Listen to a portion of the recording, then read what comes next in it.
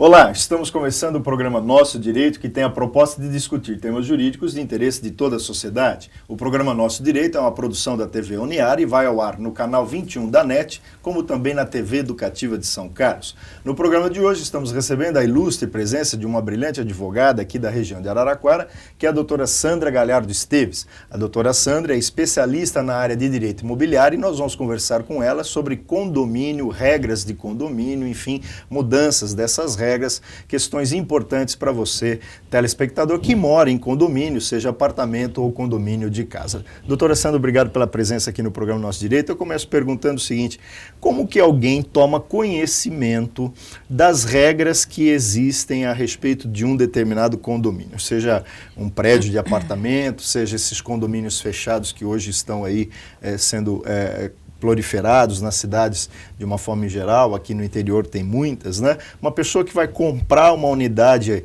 um apartamento, um lote, enfim, como é que ela pode conhecer essas regras de condomínio? E mais uma vez, obrigado aqui pela presença no programa. Eu é que agradeço e é muita honra estar aqui novamente participando desse programa que tanto engrandece aqui a nossa cidade.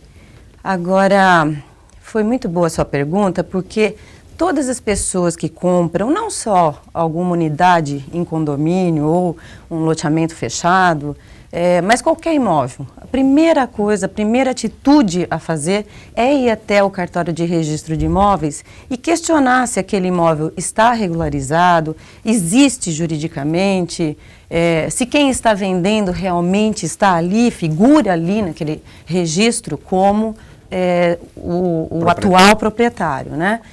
E, por exemplo, no condomínio, se ele quiser saber as regras desse condomínio, o que ele pode estar questionando também no cartório de registro, se existe este condomínio registrado, se ele está regularizado perante o cartório de registro, que é ali o mundo jurídico do condomínio. Ele só passa a existir, ele só passa a ter essa existência se ele tiver realmente o seu registro de incorporação, a gente fala, no cartório de registro imobiliário.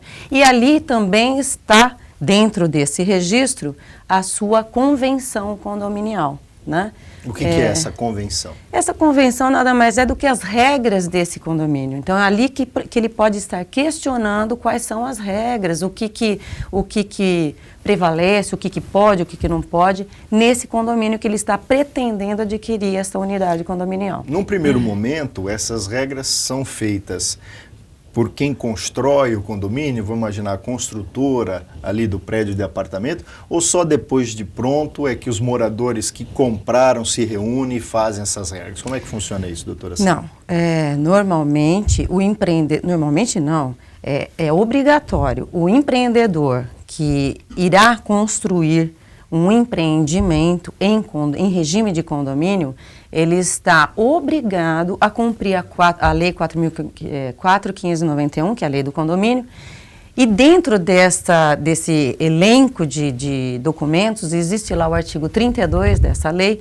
que tem todos os requisitos básicos para quem irá construir um empreendimento em condomínio, fazer aquele apanhado de documentação e registrar perante o cartório de registro de imóveis. E um dos requisitos desse artigo 32 é colocar ali a minuta da convenção condominial.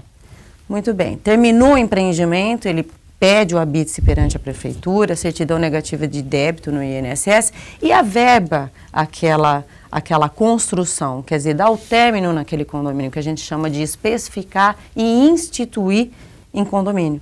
E ali ele torna definitiva aquela convenção. Isso quando é o incorporador que faz o empreendimento. Agora, existem muitos condomínios já antigos que não foram feitos, enfim, o seu registro, a sua regularização. Então, o que eles podem estar fazendo? Formar um grupo aí de pessoas, pode ser, acho que é um quarto dos proprietários dos condôminos, se reúnem em assembleia e fazem ali as suas regras. Estas regras se tornam a convenção do condomínio. E passa a ser ali, vamos dizer, a lei interna dentro do condomínio. A lei interna, e prevalece a lei para aquele condomínio, para aquele edifício, fica prevalecendo essas normas, essas regras. Agora, doutora Sandra, uma pessoa que comprou um apartamento ou comprou um lote nesses condomínios fechados, ela, por uma razão própria, imaginar, por exemplo, no condomínio, no prédio onde ela comprou, é proibido, a garagem não permite que se entre veículos grandes, caminhonetes, etc. Né? Mas ela, por uma razão própria, ela precisa que essa regra seja flexibilizada. Ela pode propor uma mudança nessas regras ou essas regras são imutáveis na medida em que elas estão lá registradas no cartório, não dá para mudar? Esse é um dilema, é uma constante no nosso dia a dia. Condomínio, a gente fala que viver em condomínio não é fácil no dia a dia. Se não houver uma flexibilidade, não se vive, né? Eu tenho um exemplo para dar, que é no meu próprio prédio. Lá são 30 apartamentos, cada um tem 2 vagas de garagens. E há pouco tempo nós tivemos, e o meu prédio tem uma característica assim, a cada 2 anos a gente faz o sorteio dessas vagas de garagem, faz o rodízio. Não são garagens fixas. Não são garagens fixas, porque sempre que tem um que está descontente. Que a garagem é mais difícil. É mais difícil, então não vê a hora de fazer o rodízio novamente. Até a gente tentou não fazer mais esse rodízio, porque a gente acaba acostumando com as vagas de garagem, mas sempre tem aquele que está descontente. E lá existem, se não me engano, 4 ou 5 caminhonetes, que são grandes, né? Mas que os condôminos, os seus respectivos proprietários, necessitam daquele veículo, que é o veículo que a gente chama de veículo utilitário, né? E existem vagas muito boas que cabem essas caminhonetes. E outras menores. E outras menores. Então, eu não vejo por que, por exemplo, no meu edifício, nós não temos problema. Não tivemos que alterar, chegar a ter que alterar a convenção, mas há essa flexibilidade que foi decidido em assembleia. Nunca por um condômino só, sempre em assembleia. E votado. Entre os presentes, é votado. Olha, podemos permanecer com essas vagas, que a gente chama de vagas especiais, né? Entendo. Onde essas caminhonetes permanecerão. Aí há aquela adequação, teve um que estava na parte de baixo, que estava atrapalhando, o outro que está saindo, aí ele passou para o térreo, que existem algumas outras vagas. Então, enfim, a situação é adequada. Agora, se a convenção não permitir e a Assembleia decidir por não permitir expressamente, não pode. Entendo. Agora, uma coisa que também a senhora mencionou a respeito da garagem, né? Mas uma coisa que também gera muito problema, muita polêmica, é a presença de animais dentro do condomínio, né? Como é que fica essa questão? A convenção, essa lei interna que a senhora mencionou, também precisa tratar deste assunto?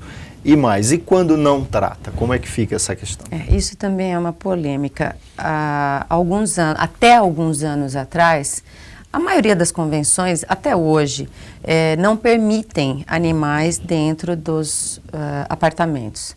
Porém, de uns anos para cá, houve uma alteração. Até hoje, os nossos tribunais são quase que unânimes, né? Quando os animais são de portes pequenos, mesmo que a convenção proíba expressamente, há dentro desse condomínio também uma flexibilidade de se manter os animais. Por quê? Porque hoje a maioria das pessoas procuram o quê? Segurança. Então a maioria está vivendo em condomínio, a maioria, né? E as crianças hoje é que ficaram sem essa liberdade de ter ou não ter esse animalzinho dentro de casa, que, por exemplo, se é um cachorrinho pequenininho, um gatinho pequenininho, que não atrapalhe, porque tem cachorro pequeno que late muito. Faz muito barulho. Faz muito barulho. Então, desde que não incomode... Desde que não incomode, não há problema. Não há problema. Bem, nós vamos fazer um rápido intervalo e voltaremos daqui a pouco com a segunda parte do programa Nosso Direito.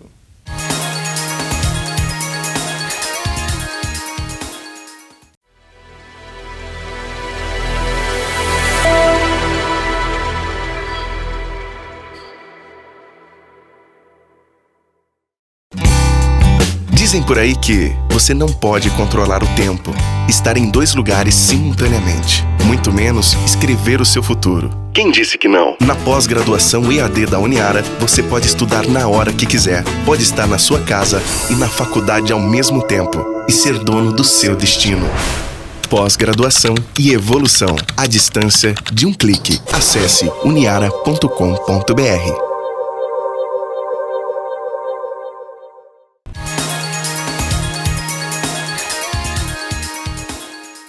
Estamos de volta com a segunda parte do programa Nosso Direito, que tem a proposta de discutir temas jurídicos de interesse de toda a sociedade. Você pode participar do programa Nosso Direito através do e-mail direito@uniara.com.br ou pelos telefones 3301-7129 ou 3301-7173. Nós estamos recebendo no programa de hoje a ilustre presença da doutora Sandra Galhardo Esteves, que é presidente da Ordem dos Advogados do Brasil aqui de Araraquara e também é advogada especialista em direito imobiliário. Doutora Sandra, ainda sobre as questões polêmicas aí em relação ao condomínio, pergunta a senhora, piscina, o uso da piscina, parece que também é uma sempre causa celeuma. Imagina os adolescentes que moram num prédio ou num condomínio de casas e convidam os amigos para usar a piscina. Pode, não pode? Como é que é essa questão?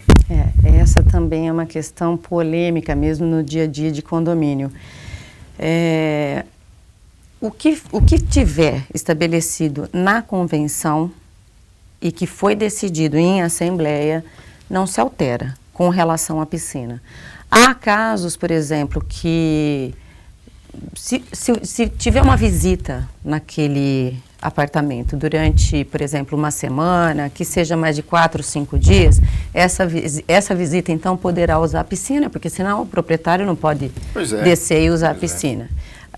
Tem casos que há uma liberdade maior, onde os amiguinhos dos filhos podem usar, e tem casos que não pode de jeito nenhum. Por exemplo, você imagina que num condomínio tenha lá 100 apartamentos, são 100 moradores, dobrado ou até triplicado, porque no caso marido, mulher, filho, se cada um levar mais a família e mais 2 amigos, não cabe na piscina. Então a regra normalmente é para que a visita não use a piscina. Perfeito. Agora, perguntaria na parte do descumprimento, né?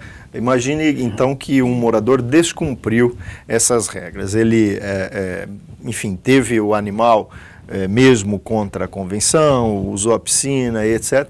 O que é possível fazer contra esse morador que descumpre as regras de um condomínio?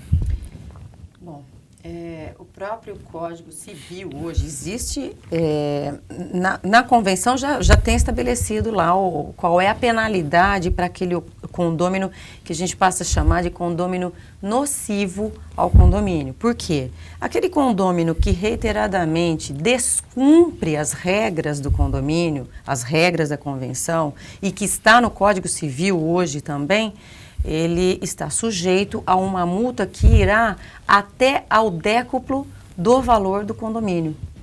10 vezes o valor do condomínio. 10 vezes o valor do condomínio. Como é que a gente comprova que esse condomínio é nocivo ao condomínio?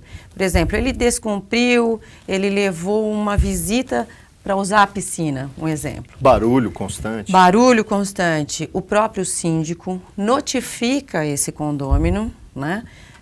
A primeira vez ele chama atenção, a segunda vez ele chama atenção, isso está formalizado expressamente, uma carta de advertência. Um exemplo, na terceira vez, ele descumpre novamente pelo mesmo motivo, então ele estará sujeito a esta multa, a esta pena, que poderá ir até 10 vezes o valor do condomínio, desde que expressamente na convenção. Previsto na convenção. E já que estamos falando, então, de descumprimento, eu pergunto, e aquele que não paga o condomínio, não paga o valor do condomínio? Vou fazer uma brincadeira aqui, pode pôr o nome dele no elevador, fulano está devendo, enfim, como é que cobra essa situação, como é que se resolve, doutora Sandra? O síndico, ele tem a obrigação de cobrar, mas não de tornar isso público dentro do elevador, por exemplo. Perfeito. Né? Até mesmo porque, por causa do Código do Consumidor, ele não pode estar lá colocando o nome bem grande da pessoa. Denigre a imagem da pessoa. Que denigre a imagem da pessoa, cabe até uma indenização depois. De danos morais. De danos morais. Então, mas ele tem sim a obrigação de estar cobrando esse condômino, que também estará sujeito a uma multa de 2%, que nunca também poderá ultrapassar essa multa de 2%, e juros de 1% ao mês. Porém, e mais a correção monetária, né? Porém, no Código Civil novo também está previsto que aquele condômino que reiteradamente não pagar o seu condomínio em dia, né, que onera até os demais, porque os funcionários estão lá, eles têm que receber o seu salário no seu respectivo dia de pagamento. Ele estará sujeito a até 5 vezes o valor do condomínio. É uma multa também. Uhum. Então, além daquela multa prevista pelo atraso, correção, os juros, ele também estará sujeito a essa... Sofre outra multa pelo fato dele ter, digamos, descumprido uma regra do condomínio. Uma regra do condomínio e estar onerando os demais condôminos. Que estão pagando porque, por exemplo, uma coisa que eu sempre comento, os elevadores dentro de um edifício, eles oneram demais. Por quê? Energia elétrica, ele funciona o dia inteiro. Manutenção. 2, às vezes 4 elevadores, né? Chegou no dia, se não pagar aquela força no dia, a energia no dia, a energia é cortada. E todo mundo vai ter que ficar sem, por conta daqueles que estão em atraso com o seu condomínio. Agora, doutora Sandra, uma questão sobre a fachada do condomínio, né? Às vezes a gente verifica que esses condomínios de casa, quem compra o lote está obrigado a seguir um determinado padrão. Na frente do imóvel não pode fazer muro, uma ideia apenas. Ou, enfim, tem que ser uma casa assim, assado. Ou mesmo num apartamento, o sujeito quer fechar uma janela para abrir do outro lado. Pode fazer essas mudanças? Olha, dentro dessa sua pergunta, cabe assim uma explanação de um monte de vários itens. Primeiro, condomínio. Não pode alterar a fachada de jeito nenhum, a não ser que esteja aprovado, que tenha passado por uma assembleia, tenha se votado e que ela tenha sido especialmente convocada para essa finalidade, alteração de fachada, tarará. Agora, loteamento fechado é diferente de condomínio fechado. Ele é regido até por uma outra lei, que é a Lei do Parcelamento do Solo Urbano, né? Loteamento fechado, a pessoa adquire, ela compra um lote, a gente chama uma porção de terra que está ali, ela tem tanto de frente, tanto da frente aos fundos, encerrando uma área quadrada de tanto. Ali você constrói a sua casa da forma que você quiser, altera quando você quiser. Por quê? Porque ela não está sujeita às normas, às regras de condomínio. Existe sim, dentro do loteamento fechado, um regulamento que é, por exemplo, velocidade de veículos dentro desse loteamento fechado, enfim, se pode ter muro, que altura que pode ter, que normalmente esses loteamentos fechados, eles dão uma visão diferente. Então, quando o empreendedor registra esse loteamento, que, veja bem, é diferente de condomínio, ele já está lá com o seu regulamento, que passou, inclusive, sabe por onde? Não por uma assembleia, mas pela prefeitura. A prefeitura aprovou. Então, é diferente loteamento fechado de condomínio fechado. E para buscar essa informação, a pessoa às vezes é leiga, não tem conhecimento, está interessada em comprar um terreno num determinado local, porque ali mostra uma certa segurança, é murado, tem guarita, etc. Para ela saber se aquilo é condomínio, e, portanto, ela vai ter que seguir outras regras, né, além das regras legais, da própria lei, do código, etc., vai ter que seguir outras regras que são as regras internas, ou se é um loteamento, que ela teria aí mais liberdade. Para saber isso, busca essa informação também junto ao cartório de registro de imóveis. Sempre ao cartório de registro de imóveis. Já quando ela está tendo a pretensão de adquirir esta propriedade, vamos dizer assim, seja em condomínio, seja em loteamento, a pessoa que está vendendo para ela já dá algumas informações, né? Com essas informações, ela passa a ir até o cartório de registro, questiona ali se é registro de condomínio, se é um loteamento fechado, enfim. O pessoal do cartório um pessoal competente para estar passando essas Essa informações. informação. Agora, se ainda mesmo assim permanecer dúvida, não hesite, preciso falar, em procurar um advogado. Consultar um advogado. Consultar um advogado. Perfeito. O nosso programa, infelizmente, chega ao final, mas nós gostaríamos muito de agradecer a doutora Sandra Galhardo Esteves, que aqui esclareceu algumas questões sobre condomínio. Doutora Sandra, obrigado. Lhe devolvo a palavra para suas considerações finais. Eu é que agradeço de estar aqui participando desse programa mais uma vez. E deixo aqui, eu terminei falando, não hesite em procurar um advogado, né? Você sabe que muitas vezes, quando os casos chegam para nós, operadores do direito no dia a dia, já chega tão complicado, já está tão atrapalhado, que fica difícil depois, às vezes, de consertar tudo aquilo que vem vindo, né, com aquele cliente que chega ali no escritório, que já está assim num desespero tão grande, que ele passa aquele desespero para a gente. Eu brinco muito, eu falo, ele passa a dormir e a gente não, porque ele deixa o problema dele lá. Agora, é muito mais fácil consultar logo no início. Tem dúvida? Não hesite, procure mesmo um advogado. Perfeito. Nós estamos ali para isso mesmo. Perfeito. Agradecemos mais uma vez a doutora Sandra Galhardo Esteves e a você, telespectador, e convidamos a todos para mais um programa Nosso Direito na próxima semana.